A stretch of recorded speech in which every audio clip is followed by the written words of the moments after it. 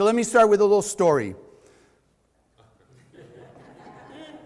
So the king of Spain, at least that's how I heard the story, the king of Spain was walking through, the countryside and walking through like the markets and things to see the people in his kingdom.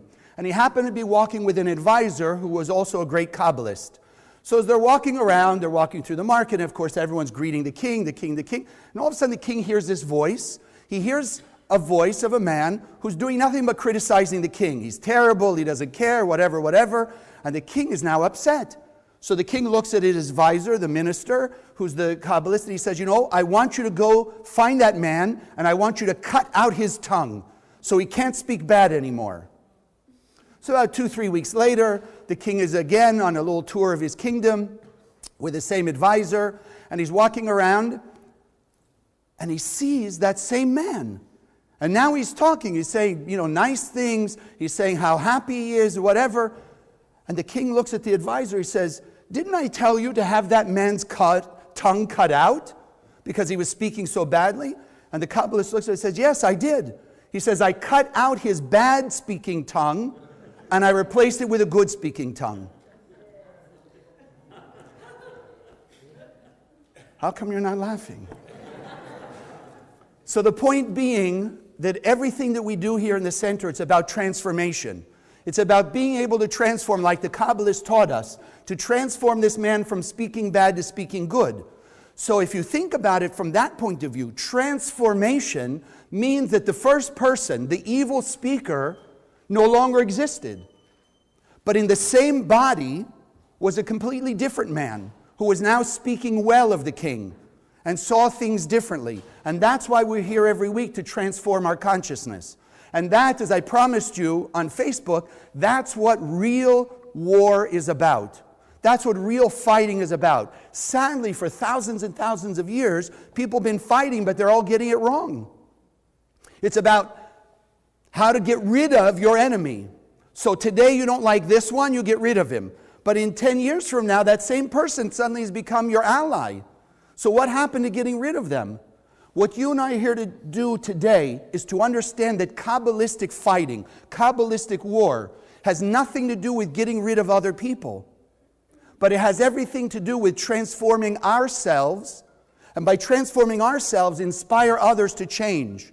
So that when you and I are looking out at the people we don't like, or the people we don't agree with, or even the people we think are doing evil, horrible things, it's not about getting rid of the body. Because let's be smart. Shall we? Sure. What do they teach us about history? Why do we learn history? Not to repeat it. So how many times have we gotten rid of the bad guy who led the war against us, whoever us was, only to find out a few years later there's another bad guy replacing them? So when are we going to wake up and realize, as long as we get rid of the bad people physically, we're not going to get rid of the negativity that they're espousing? Because the negativity cannot be gotten rid of in a physical way that way. You can get rid of all the people in the world. There was amazing Star Trek. I love the original Star Trek, although my wife tells me I still have to get out of the 60s and 70s, but I still love it. What can I tell you? So there was one particular episode, because once I came to Kabbalah, as many of you have shared with me, once you start to put on Kabbalistic glasses and look at the world Kabbalistically, you can see Kabbalah everywhere. So this one episode comes down to, relative to this morning, two people who are chasing each other throughout all the universe to destroy the other one. They had been at war for thousands and thousands of generations, and they had come down to just two remaining people. They were both black and white, but one was black on the right side, one was black on the left side. And they were fighting and chasing each other throughout the galaxy. So the lesson that I'd like to share from that also, it doesn't matter. It could come down to that. You and I could think, let's get rid of everybody in my life I don't like, that I feel is doing something against me. But as long as there's one other person in the world, we still could have something against them. So you say, you know what? Let's get rid of them too. Now there's only one person in the universe left, you. Peace and harmony in the world, right? Because none of us look in the mirror and take ourselves to task for anything. Correct? Of course we do. So even if we got rid of everybody, there would still be something to argue and fight about, even with myself. So we're here to understand what real, true, Kabbalistic fighting and war is about. And the way we're going to start is with this amazing, amazing book called the Bible, the 5 books of Moses. And it is an amazing book. The trouble is, Kabbalistically, according to the Kabbalists, it's been completely misunderstood for thousands of years since it's been in physical written form. Because what happens? People take the Bible literally. Or at least they think they do. The sad part is, if we go back to consciousness is everything, which parts do they take literally? Whatever is advantageous to them. If there's something that says, yes, God told Moses, go to war and go get rid of those people, and that's what they want to do, then that's the part they'll take, and they'll go and they'll commit physical violence against other people. And they'll say, look, the Bible says so. Right? If you want to commit anything, adultery, incest, murder, rape, robbery, you can find in the Bible anything to justify and validate that, if you're only looking literally.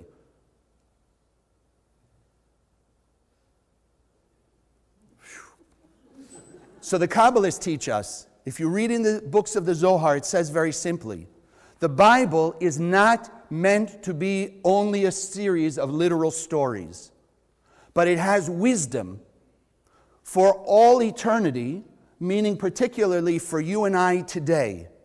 But when you read it literally, who cares how many in each of the 12 tribes existed 3,000 years ago? Does it affect us at all? No. But if we go to understand, let's say in that aspect, that what it's really telling us is about the 12 signs of the zodiac, not just the 12 sons of Jacob. And the 12 influences on our lives internally, unconsciously, and even superconsciously. And if we don't learn to take control over them, then they will run over us. So the Bible is an eternal code. But just like, think about it, in a war, you send messages from one side to the other, right? They're here in America, they want to send messages to the troops and not have it intercepted, so they put it in a coded way. So when you read it, it may say something, but that which it says is not the real message. There's a hidden message inside. So the Kabbalists, for thousands of years, have offered us the way to decode the Bible, to decode it. So it does talk about war, and we have the free will, sadly, to be able to commit physical war against others and validate it with the Bible. Or we can look at it Kabbalistically. Did you know, in fact, that according to biblical law, the only people who are allowed to go to war against the enemy, whatever or whoever that enemy was only the righteous people? Sounds like the opposite. You'd usually think, well, the righteous people would stay at home. They don't want to be involved in war, and let everybody else go out who wants to fight the war. Let soldiers go. No. Read your Bible carefully. Even King David only took the righteous people to go to war against his enemies. Why? Because the war wasn't against the other person. Like the story of the minister, the Kabbalist, and the person who spoke badly. It was about transforming people from darkness to light, from negative to positive, from chaos to harmony and order, from being very ungodlike to being very godlike. And the only force in the universe that's going to make that happen is one. The only force that really exists, the light force of the Creator. It's the only force that's going to transform us. That's why you'll hear me, as I've heard my teachers, the Rav Berg and Karen Berg, for 30 years now, use one very simple example. You walk in a dark room. What's the only force in the world that will take away the darkness? Light. Can you buy the darkness away? No. Can you scream and yell at the darkness? Can you shoot guns in the darkness and make the darkness go away? Can you make a resolution of Congress? The darkness shall go away and the darkness will disappear. What's the only way darkness will disappear? Light. You can talk, you can sit, you can do, you can cry, you can scream, but until you turn on the light, darkness will remain. So let's wake up. For thousands and thousands of years, people have been fighting over the darkness, whatever they perceive their darkness or the enemy being. We're now understanding the only way that we can remove that darkness, that we can remove our enemies, is by sending them so much light, praying for them, meditating on them, sending them the light that the Creator put in our soul and shining it on them so brightly that the light that the Creator put in them will also wake up, turn on, and as that light goes up and up and up inside them, what happens to their darkness? It will also disappear. How will it disappear? It'll be a shift of consciousness. A shift of consciousness. Just like that Kabbalist taught the king. You don't get rid of the man's tongue. You teach him that it's more advantageous to him to speak well so that when that goes out, good things come back to him. Then he's motivated to do good. If you and I knew without a doubt, for every $1 of charity we gave, 10 was going to come back within a year. Without a doubt, would you have any qualms to give the $1? Or 50 or 100 or 1,000? Of course not. But what does a thief see? A thief sees when they steal $1, they gain $1. And that's why they keep stealing. But when the light will be so bright that the truth will show up, that for every $1 they steal, within a few months, a year, they're going to lose $1.20. That's the cosmic law. If they knew at the moment they were stealing $1, they were going to lose $1.20, with no way, it was inevitable, do you think they'd still steal? Do you think if a person were about to commit an act of violence or some kind of negative act towards somebody they didn't like, and they knew without a doubt, inevitably, that would come back to somebody they love within a year, do you think they'd do it? They'd find a way to change. Because the only war there is the war inside my mind, in my consciousness. Give you an example. Anyone here knows reflexology? Okay, so you can validate this for the rest of them. Things bother us. Why do we fight? Why do we fight with anybody? Because something bothered me. They said the wrong thing, they did the wrong thing, I'm not getting my way, it's not going the way I want, etc., right? Hurts me. So what do I do in the hurt? Lash out at the other person. So go to a reflexologist with some ache or pain, some ailment, some complaint. What do? They start probing. They start pushing. They push all over, right? No response, they keep going. As soon as they touch a spot and you scream, they know where the blockage is. They know there's an energetic blockage there, and that's why there's an ailment. So guess what they do? They push harder and harder and harder in that spot that hurts. Because that's the only way to release the blockage. So when you and I are in any kind of pain, any kind of hurt, we need for us to understand it's the universe pointing out our blockage. So if what's awakening in you is anger, then anger is your blockage. It's blocking the blessings the Creator gave you that are set out waiting for you. If your blockage is fear, then the fear is blocking the blessings the Creator set out for you. If you're in anger, doubt, fear, insecurity, greed, ego, whatever it may be, the universe is just doing reflexology on you. This is where the pain is, because this is where the blockage is. Where there's no blockage, there's no pain. When we're channeling the light of the Creator, as we are meant to do, then our life is always happy, healthy, prosperous. We feel at peace. Does it mean we'll never have challenges? No. Because every challenge then becomes a way, one, to understand our blockage, two, to remove the blockage. By doing what? Letting the light flow. Acting with more love, kindness, and compassion towards everybody, especially the people we're having an issue with. So I just want to, for the newer people, doesn't mean we have to go over to the Middle East, the Far East, or wherever there's a conflict and start telling people, yes, I'm with the light, stop fighting. No, we can be here in Boca, and we can meditate to take the light inside our soul and send it to every human being on earth, as we do at the end of these spiritual Sundays when we do our meditation. We can send it out there. We're already here on Facebook all over the world. People watching us all over the world. As you and I are affecting those people and they're affecting the people in their area, we're spreading light worldwide. And when the world is filled with light, what will happen? all the darkness and the negativity will disappear because people will begin to change their own consciousness. And that is the only war there is. In fact, some of you, just to go back to biblical stories or tradition, there's a war to end all wars that was not World War I. That should already be a wake-up call for those of you who know a little history. World War I was called the war to end all wars. So of course we see there's been no wars since World War I. Right? People stopped fighting because we won World War I. Exactly. So there's a biblical tradition, the war of Armageddon. The final war against good and evil, God and the devil. The war that will finish off all the chaos and negativity. The Kabbalists say we're already in it. And in one way, we've always been in it.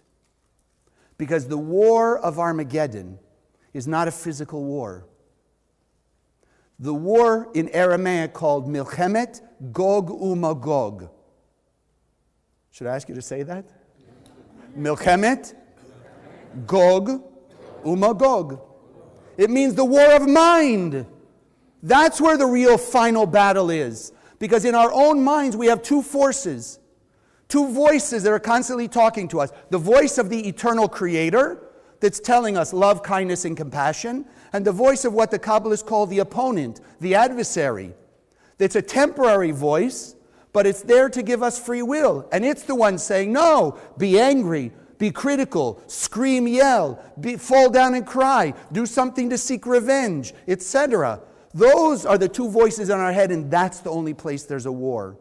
The final war will only be fought in our own consciousness.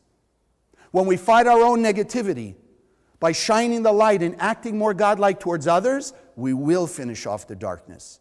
We've seen it for thousands of years. I've seen it for 30 years in the center. Ask the people who've been around their experiences. They start sending light to people that they don't like, and people have changed. I have somebody who told me a while ago, I may have shared this story before, her ex-husband. Nothing but critical for the years they've been separated and divorced. She comes to Kabbalah, she starts to learn how to send light. She realizes, as we're learning, the Creator filled every human being with light, the infinite light of the Creator, and it's our ability to make use of it. So she starts sending him light, which just means think. Think to take the light from your soul, shine it out at him, and awaken the light inside of him. After about a month, she tells me she's on the phone with him. And he's talking to her, whatever, they're discussing the kids, and all of a sudden he says to her, he says, I just have to tell you, I'm really thankful and grateful for the way you've raised the kids, what you've done with them. As she's telling me this story, practically in tears, she's telling me, I was wondering at that moment, who was I talking to on the phone? Because it wasn't my ex-husband. It wasn't him. It was a completely different person. And that's the transformation we're talking about. That's the war to end all wars. Is the war when we're fighting within. We're fighting that voice that's telling us to do anything that's not sharing, loving, kind, and we're replacing it with acts of sharing, love, and kindness. Then the world will be a different place. Now, how are we going to do that? And that's basically the cosmic year that starts in Libra, that started back in September, that will finish again this coming September. Karen Berg shared with us, the number of the year that's counted Kabbalistically is 5777. It means the year of Oz. Ein, Zain, Oz, courage. Courage. You want to win the war? You've got to have courage. There's a verse in Psalms that says like this, God gives courage to his nation. God blesses his nation with peace. So now comes the interpretation. Who's God's nation? Is it the Christians? Is it the Jews? Is it the Muslims? Is it the Buddhists? Is it the atheists? Who's God's nation? Because wouldn't you want to have the courage of God and the peace that God could give? Yes or yes? Haven't said that in a while. Yes or yes? Of course we want the courage, because we need the courage. How many of you want peace? How many of you would like to have more peace in your life? So then you need just to awaken the courage. But what is the courage? What does it mean? Those of us who have this consciousness called mind over matter, did we believe that the final war is the war in our head, The real war of Armageddon is the war of consciousness, fighting the negative voice inside of us. Those are the nation of God. Doesn't mean the others aren't part of it, they just haven't been awakened yet. That's our work, to awaken it inside them, to show them what it's like when you're fighting the real war, and you're acting with kindness and compassion and love and caring towards others. Then, as it says in Isaiah, then the swords will be turned into plowshares, and there'll be no more war. That's the power we have. But we have to have that courage. And what's the courage? Stand up and be counted. Ask the students who've been in the center. Our biggest project, as we've talked about here and there, is the Zohar project. Taking even just these little books that we believe will bring peace and harmony to the world just because of the light they radiate. Get some and go offer it to friends, family, or strangers. You want to see what courage really looks like? Try it. You get the book, you start to approach somebody. What does the opponent put in your head? You know what? They're going to think I'm a religious zealot. They'll think I'm crazy. If I offer them this book is going to bring peace and harmony. How many books are out there? Go through 1,000 different thoughts in our mind. But as we've talked about, and when we get to our meditation, the fact that it's written in Aramaic, the original language of our soul, the DNA of creation, means it shines the light of God, the infinite light of God. And so yes, just by putting it around the world, we can awaken the souls, we can replace the darkness with light, chaos with order. We can change the planet. You and I are sitting here in the Kabbalah Center of Boca. It's very comfortable. It's one of the nicest buildings we have in the world. But I want you to understand at least a tiny, tiny bit of the courage that it took to get to this point. A little over 100 years ago, there was a man, a great Kabbalist, Yehuda Ashlag, who fought against the tradition. As some of you may have heard, Kabbalah is only for the very orthodox, religious, Jewish men, scholarly Jewish men, over 40 and married, and nobody else. And Rav Ashlag had the courage, the oz, to stand up and say, no, if you read the real Kabbalistic writings, it's meant for every human being on earth. Because it's, as we call it today, the technology of the soul. And everybody has a soul. So in his day, over 100 years ago, they excommunicated him. They literally would beat him up. They'd say horrible things about him, etc. He had one disciple, one main person who continued his work, Yehuda Brandwein.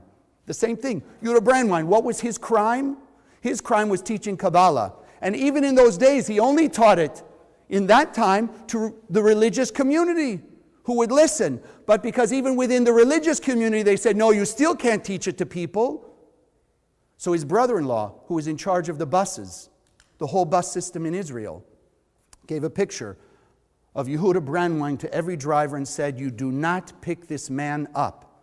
And he would walk 2.5 hours to visit his teacher, to learn, and 2.5 hours back. Day in, day out, for years that they were together. Rav Brandwein had one disciple, one student to continue his work, Rav Berg, Philip Berg, my teacher.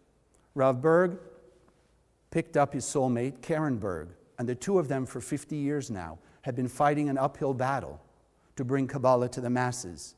And you want to know, again, their crime? Bringing Kabbalah to the masses. And what was their punishment, according to those people? Somebody took a baseball bat and knocked Karen unconscious and put her in the hospital for a few days. Yes, for teaching Kabbalah. The Rav was excommunicated, he was spit upon, there were threats. You'd be shocked. But we're sitting here, and I wanted you just to have a little bit of understanding courage. The courage that it took to make these centers happen, to make Kabbalah known all over the world, a household term. We have people, you'd be shocked, we have people in the Middle East, all the countries that you think are those countries, we have people learning. Lebanon, Syria, Bahrain, Qatar, Egypt. You'd be shocked how many people. Why? Because this is the year of courage, and people are starting to stand up. The soul is starting to be activated. And people want this wisdom, and they're understanding that this is the way we can bring peace and harmony to the world. So you and I, because we all want more peace, we have to have courage. Now, it may not be like that, to stand up like they did, to be physically attacked. But you know what? You have today a battle where you have to stand up and you have to face with courage that situation that's not bringing you peace. And now I hope you'll look at it differently and you will fight you first before you enter into that battle. That you will be like King David's soldiers. You will be the righteous ones. That you will go into that battle, and instead of looking for how you can tell them how they were wrong and they hurt your feelings, you'll stop and you'll put yourself in their place for a moment and say, you know what? Maybe I did something that hurt their feelings, and that's why they did what I saw they do that made me feel hurt. And now instead of continuing the war, let me stop. Let me have the courage to walk up to them or get them on the phone or send them an email and say, you know what? I'm sorry if I ever did something that hurt you or caused you pain. Yeah, think about that and think about how much courage that would take for you. That's the courage to get rid of your darkness. That's the courage to get rid of the pain and suffering that you're going through. As enough of us will do that, we can get rid of all the pain and suffering. I have a man just a little more down to earth, so to speak. I have a student who's learning here. About 4 or 5 years ago, he had a stroke. He's in his mid-60s. He had a stroke. Since then, 4 years, every day, he tells me, he wakes up in pain. Pain like he's never known before. But somehow, because he has faith in the Creator, in the light, he knows that he's come to learn that the light is inside of him. He has the courage every day to get up, and he doesn't just exist. He's still out running his businesses. He still goes out and exercises. He still goes out and he helps other people while he's in pain. Because he's been able to awaken, as we're talking about it, that righteous warrior, that warrior of the light that's inside him, and know that he has the capability to help others. And the only way that he's truly going to be healed is when he's helping other people. Because the light of the Creator is always win-win. There's no such thing as win-lose in the light. So he's learned, as we've understood without realizing. It's more blessed to give than to receive. We hear it. Do we live it? Do we have the courage to live it? Do we have the courage to give? Forgiveness, tolerance, compassion, generosity, humility towards others in the situations that are bothering us. Do we have that courage? Because according to King David, one of the great warriors of all time, who went to war righteously, and that's why he was always writing Psalms. Do we have the courage to stand up and go out and be that righteous warrior and ask people forgiveness and offer forgiveness? I'm sorry for what I may have done that hurt you. Doesn't mean that they have to be your best friend the next day. But from your side, what goes out from you comes back. Do you have the courage to live that life? Because today, as we will decide to live the courage that the Creator put inside of us, to stand up and be counted, we can bring the removal of all the darkness. Because it's not us who does it. The opponent will tell us we don't have the power, but the light of God inside of us has the power.